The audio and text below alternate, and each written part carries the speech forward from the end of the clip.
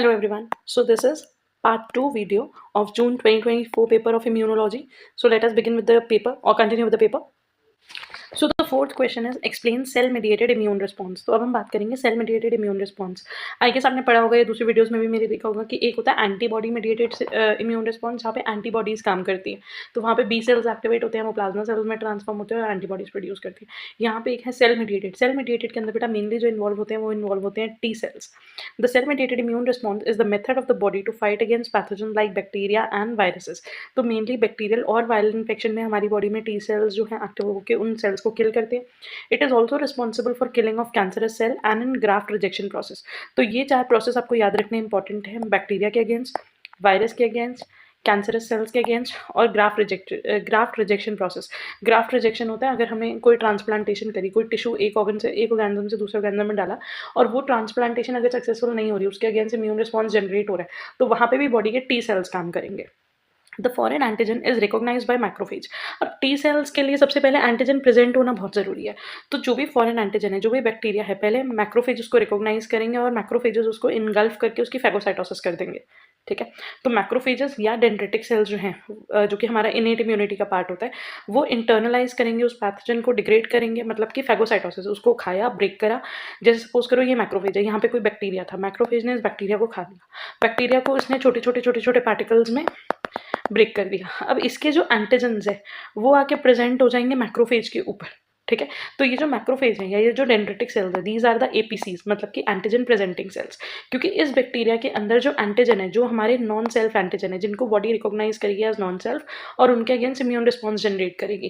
ठीक है. तो बेसिकली ये मैक्रोफेज था, यहाँ पे एक बैक्टीरिया था, मैक्रोफेज ने इस बैक्टीरिया को इनगल्फ करा, इसको छोटे छोटे पार्ट्स में ब्रेक कर लिया, इसका कोई एक एंटीजन यहाँ पे ऊपर लोड कर दिया, इसको हमने बोल दिया एंटीजन प्रेजेंटेशन. इन एंटीजन को वो प्रेजेंट किसको कर रहे हैं? टी सेल्स को.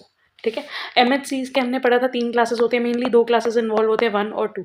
अगर एमएचसी 1 के ऊपर एंटीजन प्रेजेंट हो रहा है तो उसको उसके अगेंस्ट एक्टिवेट करेंगे, उसको रिकॉग्नाइज करेंगे T8 सेल्स.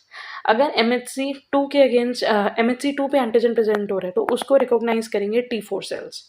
ठीक है. तो याद रखना 2 एमएचसी क्लासेस है, एमएचसी 1, 2. अगर एमएचसी 1 पे एंटीजन प्रेजेंट हुआ, ये एमएचसी 1 क्लास मॉलिक्यूल है, अगर इसके ऊपर एंटीजन प्रेजेंट हो रहा है तो यहाँ पे आके इसको कौन रिकॉग्नाइज करेगा? T8 cell.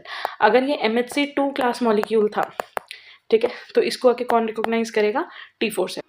So it degraded and present the antigen peptides on their surface with class 2 MHC molecules. This MHC antigenic complex is responsible for activation of adaptive immune response. CD4 and CD8 T cells are formed from T precursor cells in the thymus. तो जो thymus में T cells होते हैं वो 2 तरीके के cells बनाते हैं, एक होते हैं CD4 और एक होते हैं CD8. एमएचसी क्लास 2 मॉलिक्यूल्स अगर एंटीजन प्रेजेंट कर रहे हैं तो वो क्लास 2 मॉलिक्यूल किसके साथ इंटरैक्ट करेंगे? CD4 वाले टी सेल्स के साथ.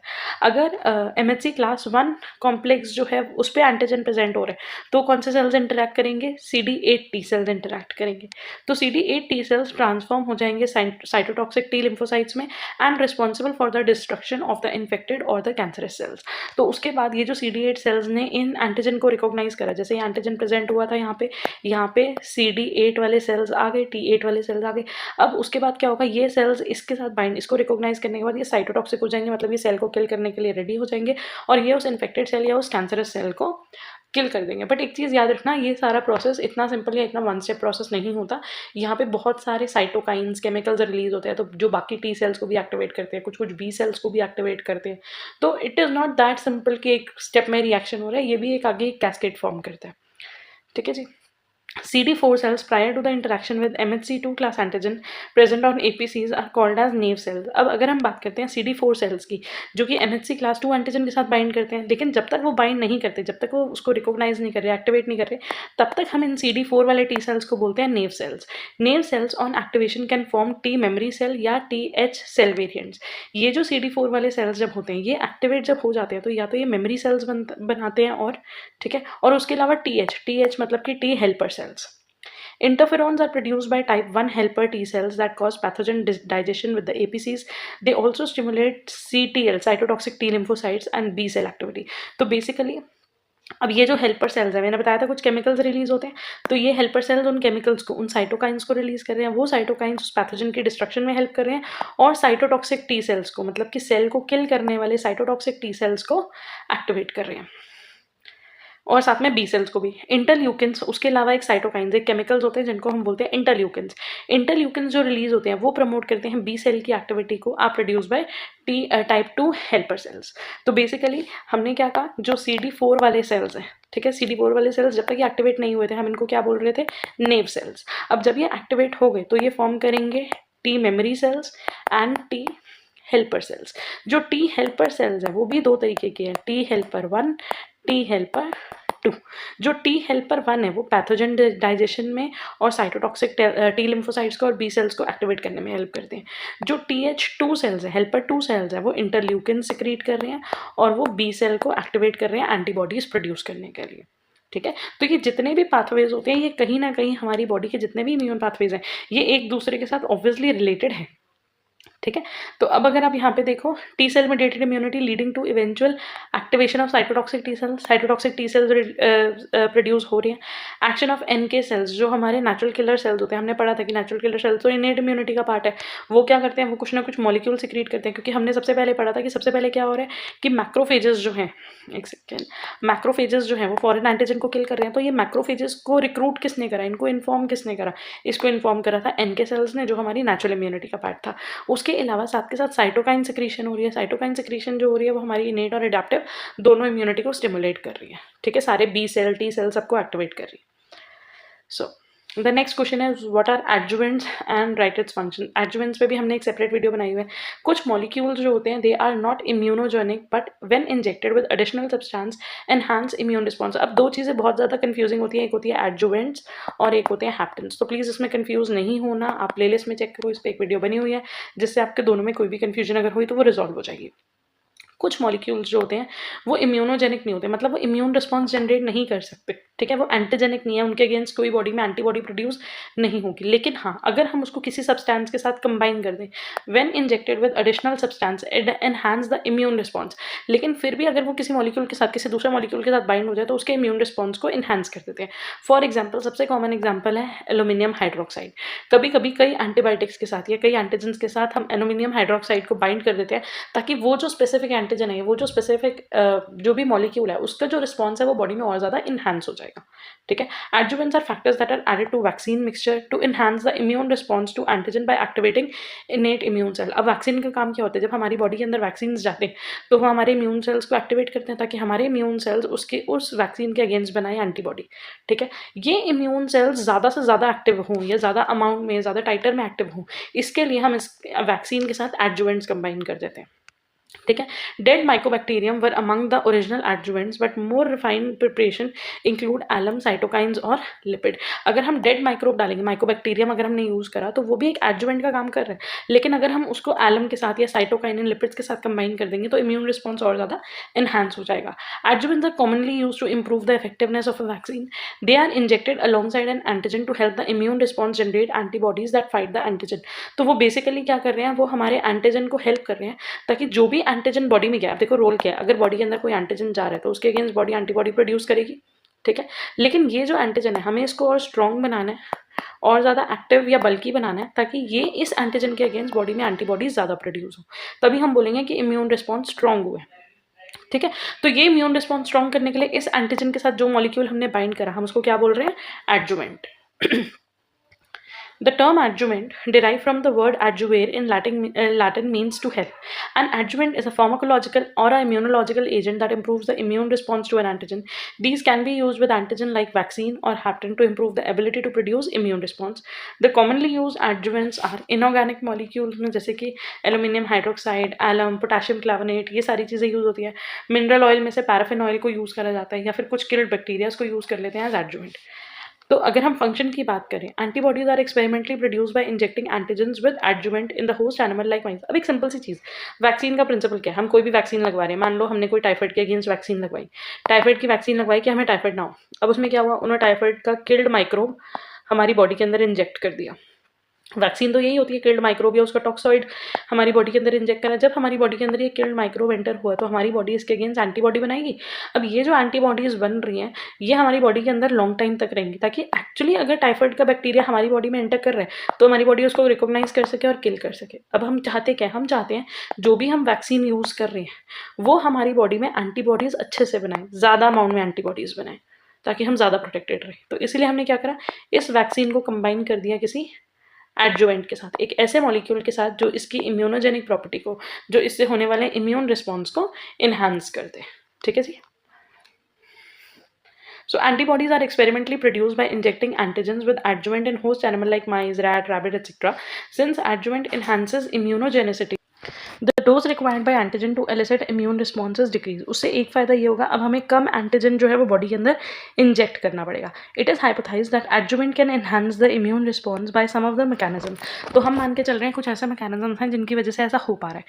पहला, it causes slow release of antigen into the blood stream, कि ये एंटीजन को बहुत धीरे धीरे करके ब्लड के अंदर रिलीज करता है, जिसकी वजह से एंटीबॉडीज आराम से बन पाती है. It enhances the immune response at the site of injection, जहाँ पे ये इंजेक्ट हो रहा है, जहाँ से एंटर हो रहा है, वहाँ पे इम्यून रिस्पॉन्स ज़्यादा प्रमोट होता है. They activate T cells by the phagosomes formed और by activating antigen presenting cell. हम मान के चल रहे हैं कि ये एंटीजन प्रेजेंटिंग सेल्स को एक्टिवेट करते हैं, जिसकी वजह से टी सेल्स एक्टिवेट होते हैं. और जब टी सेल्स एक्टिवेट होते हैं तो वो क्या प्रोड्यूस करते हैं? साइटोकाइंस. ठीक है, अभी हमने पढ़ा था कि मैक्रोफेजेस है वो सेल को, बैक्टीरिया या माइक्रोब को डिग्रेड करेंगे, एंटीजन प्रेजेंट करेंगे, उसके साथ बाइंड करेंगे टी सेल. जो भी टी सेल रिकॉग्नाइज होंगे तो वो साइटोटॉक्सिक टी सेल्स प्रोड्यूस करेंगे. उसके अलावा वो कुछ साइटोकाइंस रिलीज करेंगे जो बी सेल्स को एक्टिवेट करते हैं. और बी सेल्स क्या प्रोड्यूस करेगा? एंटीबॉडी. ठीक है, so this is how adjuvants work. Next question है, according to Gell's and clone classify hypersensitivity. तो ये हम ऑलरेडी कर चुके हैं जून 2023 के पेपर में. Give a detail account on the functions of cytokines. तो साइटोकाइंस के बारे में, साइटोकाइंस के फंक्शन के बारे में हमें डिटेल में लिखना. Based on structural studies, cytokines belong to 6 families. They are interleukin, hematopoietin family, interferon family, tumor necrosis factor, chemokines and interleukin 17, जिसको हम ट्रांसफॉर्मिंग ग्रोथ फैक्टर भी बोलते हैं या बीटा फैमिली बोलते हैं. तो बेसिकली 6 फैमिलीज है: इंटरल्यूकिन फैमिली, हेमाटोपोइटिन फैमिली, इंटरफेरॉन मतलब class 2 family, tumour necrosis factor, next is chemokines, और नेक्स्ट है इंटरल्यूकिन 17 फैमिली या फिर ट्रांसफॉर्मिंग ग्रोथ फैक्टर. तो अगर आप इनके बारे में देखो, members of family include important pro inflammatory mediators between leukocytes. इनके अंदर प्रो इन्फ्लेमेटरी मीडिएटर्स होते हैं, मतलब कि इन्फ्लेमेशन प्रोड्यूस करने वाले केमिकल्स. ये किससे प्रोड्यूस हो रही हैं? टी हेल्पर सेल से, secreted early in immune response. Interleukin 1 is the first non interferon cytokine to be identified. तो सबसे पहला जो इंटरल्यूकिन आइडेंटिफाई हुआ था वो कौन सा था? इंटरल्यूकिन 1. इसके बेस जो लिगेंड्स हैं इसके साथ जो बाइंड होते हैं, interleukin alpha, interleukin 1 beta, are a. तो basically depending upon the interleukin and cell type there are variety of actions, जैसे कि proliferation and differentiation of cells, antibody secretion and chemoattractant, मतलब एंटीबॉडी का secrete होना, cells का differentiate होना, B cell T cell में उनका number बढ़ जाना. नेक्स्ट है हेमाटोपोइटिन फैमिली. नेक्स्ट है haematopoietin family. It is a family of small cytokine molecules which promote cell proliferation and differentiation. तो ये एक ऐसे साइटोकाइंस है जो सेल पॉलिफरेशन को और डिफरेंशिएशन को बढ़ा रहे हैं, मतलब सेल के नंबर्स को और उनकी डाइवर्सिटी को बढ़ा रहे हैं. इसमें हमारे पास आ जाए, as they were structurally categorise first, they are called class 1 molecules. ठीक है, इसमें IL-2, इंटरल्यूकिन 2, 3, 4, 5, 6, 13, 15, 21. तो इनका काम क्या है? सेल पॉलिफरेशन और डिफरेंशिएशन करना. नेक्स्ट है interferon. Interferons were the first cytokines to be discovered. तो यहाँ पे हमने पढ़ा था कि फर्स्ट नॉन इंटरफेरॉन, सबसे पहले कौन से आइडेंटिफाई हुए थे साइटोकाइन? सबसे पहले इंटरफेरॉन्स आइडेंटिफाई हुए थे, लेकिन पहला ऐसा नॉन इंटरफेरॉन, मतलब पहला ऐसा इंटरल्यूकिन जो डिस्कवर हुआ था, दैट वाज IL-1. ठीक है, they are essential modulators of immune response and have roles in antiviral response. ये सबसे इंपॉर्टेंट बात है कि वायरसेस के अगेंस्ट जो साइटोकाइन एक्ट करते हैं उनको बोलते हैं IFN, that is interferons. Type 1, type 2, तो इसमें मैक्रोफेजेस आ जाते हैं, dendritic cells, virus infected cells, ये सारे इंटरफेरॉन्स रिलीज करते हैं. उसके अलावा एक्टिवेटेड टी सेल्स हो, नेचुरल किलर सेल्स हो, ये भी इंटरफेरॉन रिलीज कर रहे हैं. तो इनका फंक्शन क्या हो गया? एंटीवायरल प्रॉपर्टी सबसे मेन, इनहिबिट करते हैं वायरल रेप्लिकेशन को और प्रोलिफरेशन को. ये वायरस को रेप्लिकेट नहीं होने देते, मतलब मल्टीप्लाई या रिप्रोड्यूस नहीं करने देते, और उनका नंबर नहीं इंक्रीज होने देते. Fourth category, tumour necrosis factor. Tumour necrosis factor मतलब कि ये ट्यूमर को डेड करने में हेल्प करते हैं. Member of this family are involve in immune system development, affective function and haemostasis. They may be either soluble और मेम्ब्रेन बाउंड, मतलब कभी कभी ये सेल के अंदर भी प्रेजेंट हो सकते हैं या सेल के ऊपर बाउंड भी हो सकते हैं. In addition they are involve in signal development, activation and death of specific cells. Regulate inflammatory and immune responses like phagocytosis and cytotoxicity. ये फैगोसाइटोसिस को कंट्रोल करते हैं और साइटोटॉक्सिसिटी को कंट्रोल करते हैं.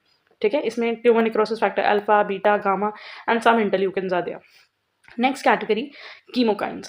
Chemokines, all the members of this family serve as chemoattractant. They stimulate the migration and activation of phagocytosis. ये क्या करते हैं, जहाँ पे कोई फॉरेन एंटीजन होता है, कोई बैक्टीरिया है, कोई माइक्रोब है, वहाँ पे सारे मैक्रोफेजेस को डायरेक्ट कर देते हैं कि कुछ ऐसे केमिकल्स वहाँ पे रिलीज होंगे जिसकी वजह से मैक्रोफेजेस उस साइट पे जाएंगे और उस पैथोजन को इनगल्फ करने लग जाएंगे, ठीक है। तो ये रेगुलेट करते हैं cell migration, adhesion and activation towards macrophages.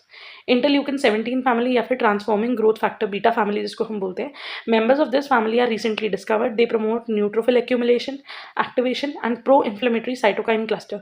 हमारी बॉडी में जो फैगोसाइटोसिस है ना, वो मेनली तो मैक्रोफेजेस करते हैं, लेकिन उसके अलावा न्यूट्रोफिल भी फैगोसाइटोसिस करते हैं, ठीक है। तो न्यूट्रोफिल जब फैगोसाइटोसिस करते हैं वो उस साइट पे आके एक्यूमुलेट होते हैं जहाँ पे फैगोसाइटोसिस होनी है और एक्टिवेट हो जाए। तो ये काम कौन कर रहा है, TGF, that means transforming growth factor, जिसका मेन काम हो गया इम्यून सेल्स को रेगुलेट करना। तो बेसिकली 6 क्लासेस के नाम याद करना आपके लिए इंपॉर्टेंट है। अगर आपको लगता है कि ये table is quite difficult for you, तो आप गूगल पे easily classes of cytokine and its function डाल के जो टेबल आपको ईजी लगे वो लेके लर्न कर सकते हैं, ठीक है जी। Next, what is complement system. Complement system पे अगेन हमने अलग एक वीडियो बनाई हुई है जिसमें हमने डिटेल में कॉम्प्लीमेंट सिस्टम कैसे काम करता है वो सब पढ़ा है। So complement system is made up of more than 20 inert protein molecules. तो हमारी बॉडी के अंदर 20 से ज़्यादा कुछ प्रोटीन मॉलिक्यूल्स हैं जो ब्लड और टिश्यू फ्लूइड में सर्कुलेट करते रहते हैं और इम्यून रिस्पॉन्स जनरेट करने का काम करते हैं। Complement are protein that participate in complement system. This system was found by Jules Bordet, ये हमने सबसे पहले मैच द फॉलोइंग में पढ़ लिया था, as heat labile component in the blood that have non specific antibacterial activity. Soluble proteins, glycoproteins are the supplements and they are mostly made by liver cells. तो complement कहाँ से secrete हो रही है, लिवर सेल से। इनका जो chemical nature है वो क्या होता है, या तो ये प्रोटीनेशियस होते हैं या फिर ये ग्लाइकोप्रोटीन की फॉर्म में होते हैं। ये इम्यून रिस्पॉन्स जनरेट करते हैं बट नॉन स्पेसिफिक वे में, ठीक है जी। The complement system work as a biological cascade where in a series of protein interact highly. Cascade की फॉर्म में पहले एक कॉम्प्लीमेंट प्रोटीन एक्टिवेट होगा, वो दूसरे को करेगा, दूसरे को ब्रेक करेगा, उसके मॉलिक्यूल्स ब्रेक डाउन हो जाएंगे, तो फिर इसके साथ बाइंड करेंगे, वो तीसरे को करेंगे। तो इस तरीके से एक चेन ऑफ रिएक्शन चलता है, ठीक है। अ series of protein interact highly, each being catalyst for the next. तो अगर मान लो फर्स्ट और सेकंड बाइंड हुए तभी वो थर्ड को ब्रेक करेंगे, फिर थर्ड इनके साथ बाइंड हो गया तो 1, 2 और 3 जब बाइंड हो गए तो वो फोर्थ को ब्रेक करेंगे। But that number is not that simple 1, 2, 3। तो वो आपको कॉम्प्लीमेंट सिस्टम जब आप लर्न करोगे तो आपको वो कैस्केड लर्न करके उस नंबर को याद रखना पड़ेगा कि कहाँ से कौन सा कॉम्प्लीमेंट प्रोटीन ब्रेक होना स्टार्ट होता है। Thus, the complement system work both in innate and adaptive immunity. Complement activation is induced by several innate immune system as well as antibody attached to an antigen. ये हमारे innate immune natural immunity से भी activate हो जाते हैं और कभी कभी जब एंटीजन एंटीबॉडी कॉम्प्लेक्स बनता है तो उसमें जब साइटोकाइंस रिलीज हुए तो कुछ साइटोकाइंस जो है वो इस कॉम्प्लीमेंट को भी एक्टिवेट करते हैं। The complement cascade boost phagocytosis, ये फैगोसाइटोसिस को और बढ़ा रहा है, एंटीबॉडीज की प्रोडक्शन को और बढ़ा रहा है, एंटीबॉडीज जर्म्स और माइक्रोब्स को किल कर सकें या फिर पैथोजन को अटैक करें, इन्फ्लेमेशन प्रोड्यूस हो, ये सारी चीज़ों को कॉम्प्लीमेंट्स इन्हांस करते हैं, ठीक है। तो इसके बाद हमें करना है लेक्टिन पाथवे को भी डिस्क्राइब, लेकिन अभी हम पहले मेनली कॉम्प्लीमेंट सिस्टम के अंदर ही देखते हैं। Following are the main components of complement system. There are 9 central components in the cascade. Complement are typically denoted by letter C followed by a number like C1, C2, C3 and so on. For example, C1 has 3 subunits जिनको हमने बोला C1Q, C1R and C1S. C2 से लेकर 5 तक जो होते हैं उनके 2 component होते हैं जिसको हम बोलते हैं A and B. The larger units are denoted by B और smaller unit को denote करते हैं A से. There is an exception, C2A is larger than C2B. Such components are designated by alphabet, like कुछ components को हम B और D ऐसे सीधा लेटर से डिनोट करते हैं। Multiple activation products such as C3A and C3B भी प्रेजेंट होते हैं। कुछ फैक्टर्स हैं जो रेगुलेटर या इनहिबिटर का काम करते हैं। प्रोटीएसेस एंड न्यूली असेंबल्ड एंजाइम्स जैसे कि ये या फैक्टर B, ये भी हमारी बॉडी मतलब ये जो है वो हमारी बॉडी के अंदर प्रोटीएस या एंजाइम को एक्टिवेट करने का काम कर रहे हैं। इफेक्टर मॉलिक्यूल रिसेप्टर्स की तरह भी काम करते हैं जैसे कि C3AR और C5AR, लेकिन ये आपको तब तक लर्न नहीं होगा अगर आपको बेसिक कैस्केड नहीं पता तो अब देखते हैं लेक्टिन पाथवे है जिसको हम बोलते हैं mannose binding lectin pathway. Some bacteria like salmonella, listeria, neisseria activate the complement system without having antibodies and endotoxin. ये हमारे कॉम्प्लीमेंट सिस्टम को एक्टिवेट करते हैं जिसमें एंटीबॉडीज प्रोड्यूस नहीं हो रही, एंडोटॉक्सिन रिलीज नहीं कर रहे। Some fungi and viruses notably like HIV-1 virus have the ability to activate MBL pathway. तो mainly MBL pathway mannose binding lectin pathway कौन एक्टिवेट कर रहा है, HIV-1 virus. MBL pathway so basically है क्या, मैनोस बाइंडिंग लेक्टिन पाथवे एक acute phase protein है, एक शॉर्ट टर्म प्रोटीन एंटीबॉडी है। It concentration rises dramatically during inflammation के टाइम में हमारी बॉडी में इसकी जो कॉन्सेंट्रेशन है मैनोस बाइंडिंग लेक्टिन की, लेक्टिन मॉलिक्यूल जो कि मैनोस से बाइंड कर सकता है, ठीक है, उसकी कॉन्सेंट्रेशन बढ़ जाती है जिसका मतलब है कि बॉडी जो है वो रिस्पॉन्ड कर रही है। If the mannose residues on glycoproteins or carbohydrate that are present on the surface of microorganism or target cells are recognized and bound by circulating lectin. अब मान लो कोई माइक्रोब है, माइक्रोब के सरफेस के ऊपर या तो कोई ग्लाइकोप्रोटीन होगा या कार्बोहाइड्रेट होगा जिसके साथ मैनोज लिंक्ड है. ये जो MBL है, मैनोज बाइंडिंग लेक्टिन, मतलब ये जो लेक्टिन मॉलिक्यूल है ये इसके साथ बाइंड करेगा और एक्टिवेट कर देगा कॉम्प्लीमेंट सिस्टम को. ठीक है जी. उसके बाद क्या होगा, जब ये मैनोज बाइंडिंग लेक्टिन बाइंड करेगा मैनोज के साथ, तो ये उससे रिलेटेड जो मॉलिक्यूल्स हैं जैसे कि MBL एसोसिएटेड सीरीन प्रोटीएसेस, प्रोटीन को ब्रेक डाउन करने वाले सीरीन मॉलिक्यूल्स को MASP1 और MASP2 को एक्टिवेट करेगा. जब MASP1 और MASP2 एक्टिवेट होंगे तो फाइनली वो स्टार्ट करेंगे कॉम्प्लीमेंट प्रोटीन पे एक्ट करना. सबसे पहले MASP1 और MASP2 ब्रेक डाउन करेंगे C4 मॉलिक्यूल को, दैट इज C4 दो में ब्रेक हो जाएगा, C4A एंड C4B. तो एक लार्जर मॉलिक्यूल और एक स्मॉलर मॉलिक्यूल. ठीक है, वो ब्रेक डाउन करेगा साथ में C2 को अगेन लार्जर और स्मॉलर मॉलिक्यूल में और बना देगा C3 कन्वर्टेज.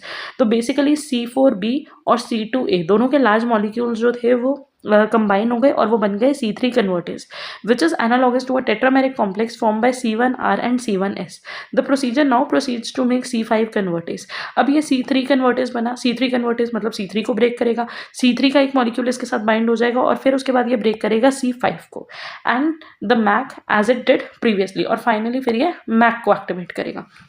तो अगर आप यहाँ पे देखो, एक्टिवेटेड MSP2 मॉलिक्यूल ने C4 को ब्रेक डाउन करा C4A C4B में. C4B जो था वो कंबाइन हो गया इसके साथ covalently to the microbial surface. C4A C4B के साथ में ब्रेक डाउन करा, जो C4B था वो पैथोजन की सरफेस के ऊपर कंबाइन हो गया. ठीक है, उसके बाद ये जो C4B था C4A था ये बाइंड करा किसके साथ, C2A के साथ, and this act as C3 convertase.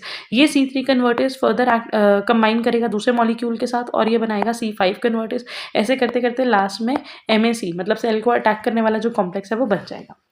Next है discuss the advantages and disadvantages of vaccination. Vaccination पे पूरी वीडियो हम कवर कर चुके हैं जिसके अंदर वैक्सीन के सारे टॉपिक कवर्ड हैं. So check the playlist, I will put the link in the description. Next topic is, next question is short note on any of the following. तो फैगोसाइटोसिस पे हम ऑलरेडी कर चुके हैं एक video, I put the link in the description. We'll begin with positive selection. Thymus जो होता है it is the main site for T cells maturation, मतलब जो टी सेल्स हैं वो मेनली बोन मैरो में बनते हैं लेकिन उसके बाद चले जाते हैं थाइमस में और थाइमस में जाके वो टी सेल्स मैच्योर होते हैं. Immature T cells serve as the progenitor cells or nerve cells as they have not been presented to the antigen peptide MHC complex. Thymus executes a mechanism for the selection of effective and non-effective T cells. अभी तक T cells immature थे, वो mature नहीं थे, वो activate नहीं थे, वो किसी भी antigen के साथ bind नहीं कर रहे थे. तो thymus एक काम करता है, वो उसको select करने की कौन से T cells effective है, कौन से T cells non-effective है. It provides a suitable microenvironment for T cells development. T cell maturation process within thymus is divided into two: positive selection and negative selection, which are collectively called thymic selection. तो जितने भी immature T sales thymus के अंदर आए थे, अभी इसको उसमें से आप कह सकते हो एक टेस्ट से पास कर रहा है ये डिफरेंशिएट करने के लिए कि कौन से टी सेल्स एक्टिवेटेड है, पॉजिटिवली सिलेक्टेड है, जो एक्टिवेट हो जाएंगे एंटीजन के साथ बाइंड करने पे, और कौन से नहीं हो पाएंगे. So positive selection occurs in the thymic cortical region of thymus where immature T lymphocytes interact with cortical epithelial cells having MHC molecules. अब कॉर्टेक्स के अंदर जो एपिथेलियल सेल्स हैं उसके पास MHC मॉलिक्यूल है. ठीक है, कॉर्टेक्स नहीं, थाइमस के कॉर्टेक्स में MHC मॉलिक्यूल्स प्रेजेंट है. तो यहाँ पे ये टी सेल्स को उन MHC मॉलिक्यूल्स के साथ एक्सपोज करेगा. In this process few cells are positively selected and the rest of the T cells die. अब इसमें से कुछ ही इसके साथ MHC के साथ जो एंटीजन होता है उसके साथ उसको रिकॉग्नाइज करते हैं और इम्यून रिस्पॉन्स जनरेट करते हैं, और कुछ नहीं कर पाते तो मोस्टली 98% जो है वो डेड हो जाते हैं through apoptosis. During the development immature T cells express the surface receptors along with coreceptors which are referred to as double positive cells. Only those immature cells are positively selected if their TCRs मतलब their T cell receptors recognize properly and interact moderately to self peptide. इसका मतलब है कि इनमें से सिर्फ वही T cells positively select हुए, वही T cells फर्दर आगे पास हुए, पॉजिटिवली सिलेक्ट हुए. देखो T cells के पास या तो CD4 रिसेप्टर्स होते हैं या CD8 रिसेप्टर्स होते हैं, और यही CD4 और CD8 रिसेप्टर्स जो है वो MHC मॉलिक्यूल के साथ कंबाइन करते हैं. MHC क्लास 1 होते हैं या क्लास 2 होते हैं. तो इनमें से जो T cell रिसेप्टर्स ने प्रॉपरली रिकॉग्नाइज करा और इंटरैक्ट करा, यहाँ पे हम सेल्फ पेप्टाइड या सेल्फ MHC क्यों बोल रहे हैं, क्योंकि नॉर्मली जब एक इम्यून रिस्पॉन्स जनरेट होता है तो जो MHC मॉलिक्यूल होता है या उसके ऊपर जो एंटीजन प्रेजेंट होता है वो फॉरेन बैक्टीरिया का होता है. ठीक है। लेकिन यहाँ पे क्योंकि ये एक टेस्ट है, ये एक सिलेक्शन प्रोसेस है, तो इसके अंदर ये MHC मॉलिक्यूल खुद का ही है, ये एंटीजन खुद का ही है। तो जो इस एंटीजन के साथ इंटरैक्ट करेगा वही पॉजिटिवली सिलेक्ट होगा। This interaction releases survival signal that prevent T cells from undergoing cell death. T cells whose receptors do not interact with the cortical epithelial cells, जो उन एपिथेलियल सेल्स के MHC के साथ react नहीं कर पाएंगे, they will not get survival signal, और उन सेल्स की डेथ हो जाएगी by program cell death process, जिसको हम बोलते हैं एपोप्टोसिस। उन सेल्स को जो एक्टिवेट नहीं हो पाएंगे या जो इम्यून रिस्पॉन्स या जो MHC के साथ बाइंड नहीं हो पाएंगे, एपोप्टोसिस के प्रोसेस से उन सेल्स की डेथ हो जाएगी, और इस प्रोसेस को ही हम क्या बोलते हैं, MHC restriction. In positive selection T cells undergo gene rearrangement. जब ये पॉजिटिव सिलेक्शन होती है तो टी सेल्स के जीन्स रीअरेंज होते हैं, वो प्रोलिफरेट होते हैं, माइटोसिस से टी सेल्स बहुत ज़्यादा बढ़ते हैं। They are differentiated into different types, अलग अलग टाइप के टी सेल्स बनते हैं, कुछ जिनके पास CD8 है और कुछ जिनके पास CD4 क्लस्टर्स है। These are two distinct immature naive T cells proliferate and differentiate into their subtype when they interact again with MHC molecule. जब ये MHC molecule के साथ interact करेंगे तो इनका नंबर इंक्रीज होगा, इनकी डिफरेंशिएशन बढ़ेगी और पॉजिटिव सिलेक्शन होगी। लेकिन जो सेल्स MHC molecule के साथ इंटरैक्ट नहीं कर पाएंगे, proliferate नहीं करेंगे, डिफरेंशिएट नहीं करेंगे, वो सेल्स की डेथ हो जाएगी by the process of apoptosis. ठीक है। Next is difference between self and non self. अगर हम बात करते हैं self and non self cell की, तो हमारे इम्यून सिस्टम का काम क्या है, मेनली इम्यून रिस्पॉन्स जनरेट करना, मतलब कि अटैक करना फॉरेन एंटीजन्स को, बैक्टीरिया, वायरस या जो भी फॉरेन इन्वेडर्स हैं उनको। तो सबसे पहले इट इज़ वेरी इंपॉर्टेंट कि इम्यून सिस्टम जो है वो ये डिफरेंशिएट करे कि कौन से सेल्स हमारे अपने हैं, सेल्फ हैं, और कौन से नॉन सेल्फ है। ठीक है। तो सेल्फ और नॉन सेल्फ के डिफरेंशिएशन के बाद ही इम्यून सेल्स जो है वो अपने रिस्पॉन्स जनरेट करते हैं। और ये जो सेल्फ और नॉन सेल्फ है, इसके लिए बहुत सारी चीज़ें इंपॉर्टेंट है। इसके लिए बहुत सारे ऐसे केमिकल्स होते हैं जो, जैसे कि there are few things known as PAMPs. PAMPs मतलब कि पैथोजन एसोसिएटेड मॉलिक्यूलर पैटर्न्स। तो मतलब कि कभी कभी बैक्टीरिया, वायरस या जो भी हमारी बॉडी के अंदर फॉरेन इन्वेडर्स इन्वेड कर रहे हैं, उनसे एसोसिएटेड कुछ ऐसे मॉलिक्यूल, टॉक्सिन्स या टॉक्सॉइड्स होते हैं जो वो सिक्रीट कर रहे हैं, but otherwise which are not present in our body. ठीक है। तो वो सारी चीज़ों को आइडेंटिफाई करना, उसके अलावा फॉरेन एंटीजन को आइडेंटिफाई करना, एंड इसके लिए सबसे इंपॉर्टेंट काम रोल प्ले करता है MHC, that is major histocompatibility complex. So it is of critical importance that immune system should differentiate body's own cells from foreign invaders. This is necessary to avoid attack of self cells, ताकि हमारा immune system हमारे अपने sales के ऊपर attack ना करे। अगर हमारा इम्यून सिस्टम हमारे अपने सेल के ऊपर अटैक करने लग जाए तो एक कंडीशन होती है जिसको हम बोलते हैं ऑटो इम्यूनिटी। ठीक है। कि हमारा जो इम्यून सिस्टम है वो हमारे अपने सेल्स के अगेंस्ट ही एंटीबॉडीज प्रोड्यूस करने लग जाता है। The immune system recognises the cells based on antigen present on the surface. The microorganisms have antigen that are absent in the human body and recognised as foreign. तो जो bacteria या जो भी pathogen है उसकी body के ऊपर ऐसे एंटीजन, ऐसे मॉलिक्यूल्स प्रेजेंट होते हैं जो अदरवाइज हमारे सेल्स पे प्रेजेंट नहीं होते। The major histocompatibility complex is the major self identification molecule. Each individual has a unique combination of MHC molecules that is recognised as self. तो हमारी बॉडी में सेल्फ और नॉन सेल्फ डिफरेंशिएट करने वाला system क्या है, MHC molecules. When any difference is noted in these molecules when any difference is noted in these molecules in pathogen infected cells, altered cancer cells or in transplanted tissues, the immune system is activated and attack these cells। तो जब भी ये molecule किसी चीज़ को non self identify करेंगे, जैसे कि pathogen को या कैंसरस सेल्स को या ट्रांसप्लांटेड टिश्यू को, ट्रांसप्लांटेड टिश्यू अगर हर बार जो है ट्रांसप्लांट होने में टिश्यू के अगेंस्ट इम्यून रिस्पॉन्स जनरेट नहीं होगा अगर वो उसके MHC जो एंटीजन्स थे, जो HLA एंटीजन्स थे, वो मैच कर गए थे। तो the B cells have antibodies attached to their surface that recognize and bind to specific antigen on pathogen surface। तो अगर वो नॉन सेल्फ को आइडेंटिफाई करते हैं उसके बाद जो B cells have antibodies attached to their surface that recognize and bind specific antigen on pathogen surface। तो अगर नॉन सेल्फ सेल को आइडेंटिफाई कर लिया तो दो सेल्स एक्टिवेट हो जाएंगे, एक T सेल और एक B सेल। B सेल क्या करेगा, एंटीबॉडी बनाएगा और स्पेसिफिक एंटीजन्स के साथ उनको बाइंड करेगा। ठीक है। T सेल्स कब एक्टिवेट होते हैं, T सेल्स ऐसे ही एक्टिवेट नहीं होते, T सेल्स तब एक्टिवेट होते हैं जब फैगोसाइटोसिस हो जाता है और मैक्रोफेजेस एंटीजन प्रेजेंट करते हैं। हमने पहले भी डिस्कस करा था कि मैक्रोफेजेस उस बैक्टीरिया को इनगल्फ करके छोटे छोटे पार्ट्स में ब्रेक करेंगे, उसका एंटीजन अपनी सरफेस के ऊपर प्रेजेंट करेंगे with the help of MHC molecules. और इन MHC मॉलिक्यूल्स के ऊपर जब एंटीजन प्रेजेंट हो जाएगा उसके बाद T सेल एक्टिवेट होंगे। हमने ये भी पढ़ा था कि MHC मॉलिक्यूल्स होते हैं वो ज़्यादातर क्लास 1 या क्लास 2 टाइप के होते हैं। अगर क्लास 1 MHC मॉलिक्यूल्स एंटीजन को प्रेजेंट कर रहे हैं तो T cells with CD8 clusters जो है वो एक्टिवेट होंगे। अगर MHC क्लास 2 मॉलिक्यूल्स एंटीजन को प्रेजेंट कर रहे हैं तो CD4 वाले टी सेल्स जो है वो एक्टिवेट होंगे। ठीक है जी। तो the pathogen is internalised by APCs, antigen presenting cell उनको इनगल्फ करेंगे, ब्रेक डाउन करेंगे, फ्रैगमेंट करके एक्सप्रेस करेंगे MHC मॉलिक्यूल्स पे। The T cell bind to this presented fragment via T cell receptor and leads to T cell activation. ठीक है। Next हमारा short note है immunosuppressive therapy. As the name suggest immunosuppressive, तो ऐसी therapy जो immune system को, जो immunity को सप्रेस करने के लिए, मतलब कि रिड्यूस करने के लिए यूज़ होती है। ठीक है।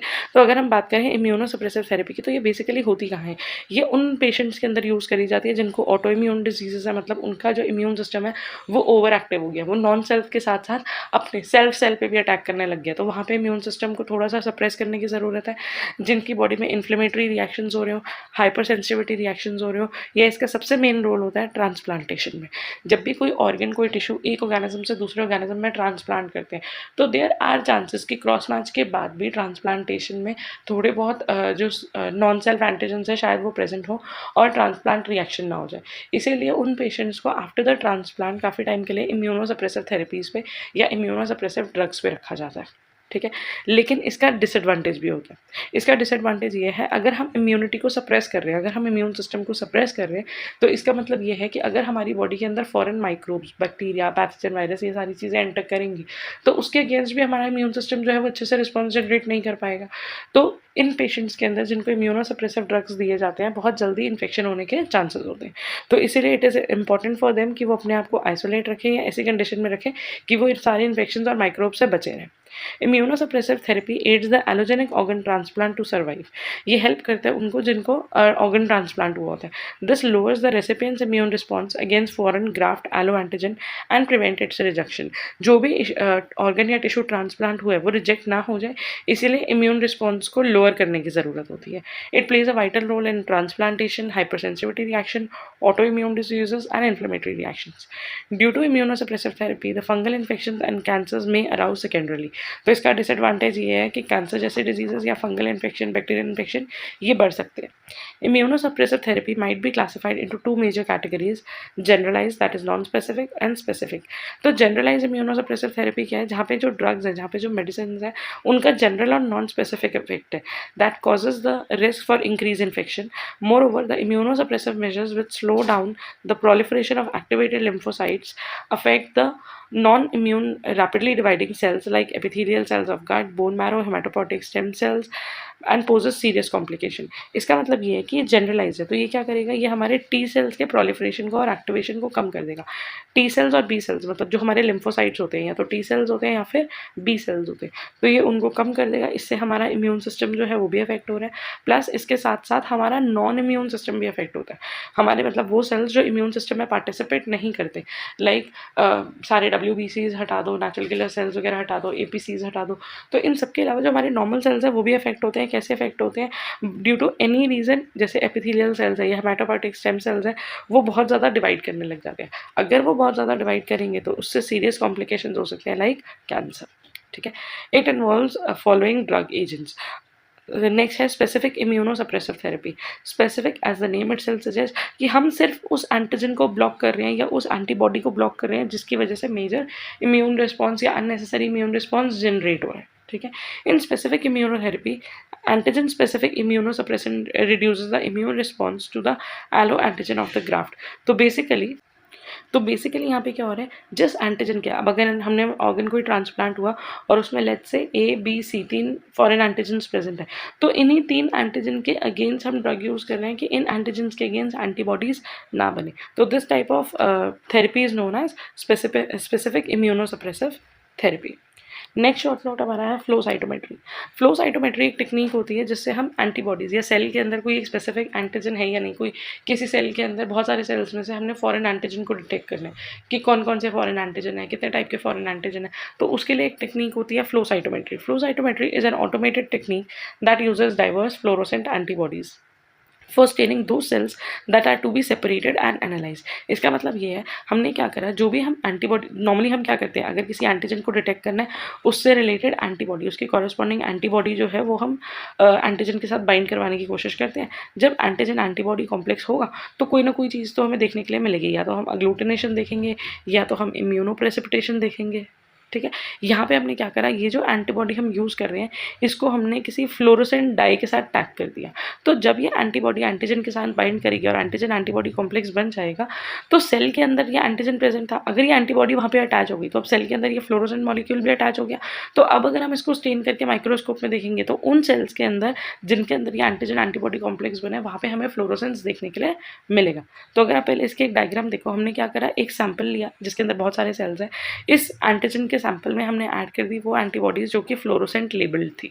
ठीक है, अब ये जो एंटीबॉडीज है मान लो सिर्फ कुछ सेल्स के साथ बाइंड करी, जिन सेल्स के साथ बाइंड करी उनके साथ ये फ्लोरोसेंट जो मॉलिक्यूल था, जो पिगमेंट थी, वो भी बाइंड कर दी।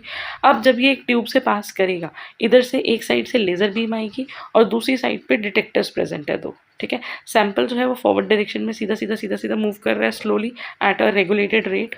और उसके बाद जब यहाँ से लेज़र बीम जा रही है, यहाँ पे डिटेक्टर है, जो मॉलिक्यूल्स फ्लोरोसेंस एग्जिबिट करेंगे। अब यहाँ पे जो फ्लोरोसेंस होता है ना, वो फ्लोरोसेंस किसकी वजह से होता है, फ्लोरोसेंट पिगमेंट्स की वजह से। और हम ये भी कर सकते हैं कि हम एक से ज़्यादा पिगमेंट्स यूज़ करें ताकि हम अलग अलग, अगर हम मिक्सचर ऑफ एंटीबॉडीज़ डाल रहे हैं तो हम डिफरेंट टाइप ऑफ एंटीबॉडीज़ को डिफरेंट टाइप ऑफ फ्लोरोसेंट के साथ टैग कर सकते हैं। ठीक है, तो जो डिटेक्टर है, एक डिटेक्टर सीधा सीधा लगा हुआ है फॉरवर्ड डायरेक्शन में, दूसरा डिटेक्टर जो है वो जो मूवमेंट है, जिस मूवमेंट में सैंपल रन कर रहे हैं, जिस मूवमेंट में सैंपल आगे जा रहा है उसके परपेंडिकुलर डायरेक्शन में लगा हुआ है। ठीक है, तो डिटेक्टर्स दो तरीके से लाइट को या फ्लोरोसेंस को डिटेक्ट कर रहे हैं, एक फॉरवर्ड डायरेक्शन में, एक परपेंडिकुलर डायरेक्शन में। और इससे हमें क्वांटिटी ऑफ एंटीजन का पता चलेगा कि कितनी ज़्यादा फ्लोरोसेंस है, कितना ज़्यादा एंटीजन है। प्लस जो परपेंडिकुलर वाला डिटेक्टर है वो हमें साइज ऑफ मॉलिक्यूल को डिटरमाइन करने में भी हेल्प करेगा। ठीक है, सो एक बार इसका हम थ्योरी पार्ट डिस्कस कर लेते हैं। Flow cytometry is modern technique getting more useful and advancement in technology. The assay can detect up to 12 fluorescences and light scattered molecule routinely. तो एक essay में, एक टेस्ट में हम nearly 12 fluorescences डिटेक्ट कर सकते हैं. Cells can be stained with antibody conjugated with more than one fluorochromes that makes detection easier. For intracellular staining cells are permeabilise. अगर इंट्रासेल्यूलर स्टेनिंग करनी है, अगर मान लो जिस एंटीजन को हम डिटेक्ट कर रहे हैं वो सेल के अंदर प्रेजेंट है, तो ये एंटीबॉडी भी जो है वो सेल के अंदर जाना ज़रूरी है, क्योंकि अगर ये एंटीबॉडी सेल के अंदर जाएगी तभी तो एंटीजन एंटीबॉडी कॉम्प्लेक्स बनेगा। उसके लिए हमें सेल की परमिएबिलिटी इंक्रीज़ करनी पड़ेगी कि वो अलाउ करे कि इस एंटीबॉडी को अंदर जाने के लिए। तो ये परमिएबिलिटी इंक्रीज़ करी जाती है बाई यूजिंग सम डिटर्जेंट्स। तो cell are permeabilized with detergent which allows the entry of antibodies into the cell's interior and bind intracellular components. Based on the binding of fluorophores, FAC, that means fluorescence activated cell sorter of a flow cytometer, sorts heterogeneous mixture of cell on the basis of light scattering and fluorescence signals from individual cell. तो basically जो sorter है जब sample पास करेगा तो sorter इन molecules को अलग अलग करने लग जाएगा। तो अगर आप यहाँ पे देखो नीचे सॉर्टर है, जो मॉलिक्यूल्स में एंटीबॉडी अटैच नहीं हुई वो एक तरफ हो जाएंगे, जिन मॉलिक्यूल्स में एंटीबॉडी अटैच हो गई है वो दूसरी साइड हो जाएंगे। Flow cytometer uses laser beam and series of detector और photomultiplier tubes to identify the scattered cells or fluorescent signals of particular wavelength emitted from single intact cell. तो basically इसके अंदर क्या होता है, इसके अंदर एक लेज़र बीम हम पास करते हैं, डिटेक्टर्स प्रेजेंट होते हैं और वो डिटेक्टर्स जो हैं वो डिटेक्ट करते हैं फ्लोरोसेंट सिग्नल्स को और लाइट को। When a cell crosses the path of laser beam, the laser signal is interrupted and the scattered light is recorded. जब सेल पास करता है, लेज़र बीम पास करती है तो उसका सिग्नल जिस एंटीबॉडी ने जिस एंटीजन के साथ एंटीबॉडी बाइंड हुई थी, अब क्या होगा, एंटीजन एंटीबॉडी अगर बाइंड हुई है और वो लेज़र बीम को फ्लोरोसेंट मॉलिक्यूल जो है वो लेज़र बीम को एब्जॉर्ब करते हैं, तो उसकी वजह से जो लेज़र बीम है वो इंटरप्ट हुई और स्कैटरिंग लाइट जो थी वो रिकॉर्ड कर ली किसने, डिटेक्टर ने। The light scatter is detected by detector in the forward direction, the intensity of which can be use to determine the size of cell. जो फॉरवर्ड डायरेक्शन में डिटेक्टर है वो डिटरमाइन कर रहा है साइज ऑफ सेल को, hence greater the forward light scattering larger would be the cell size. जितनी ज़्यादा लाइट फॉरवर्ड स्कैटर कर रही है उतना ज़्यादा सेल का साइज होगा। The larger scattered from the side is detected by another detector, दूसरा डिटेक्टर यूज होगा जो साइड से डिटेक्ट करेगा, जो कि परपेंडिकुलर लगाया हुआ है. द अमाउंट और intensity of light scattered determines the complexity of the scattering cell. जितनी ज़्यादा लाइट स्कैटर कर रही है और उसके बेसिस पे डिसाइड मतलब ये डिटरमाइन करा जाता है कि ये सेल के अंदर कितने सारे फॉरेन एंटीजन्स प्रेजेंट है. Increasing amount of side scattering indicate that cell has higher number of intracellular membranous structure. अगर परपेंडिकुलर जो डिटेक्टर लगा हुआ है वहाँ पे ज़्यादा स्कैटरिंग हमें देखने के लिए मिलेगी, तो उससे पता चलेगा कि सेल के अंदर बहुत सारे इंट्रासेल्युलर मॉलिक्यूल जो है उन पर टैगिंग हुई है. This technique is use for analyzing cytokine synthesis, cell cycle, enzyme activity, etc. In addition, flow cytometers are routinely used for detection and diagnosis of different blood cancers and AIDS. So the next note is phagocytosis, जो कि हम already कर चुके हैं. I will put the link in the description. So thank you for watching and all the best for your exams.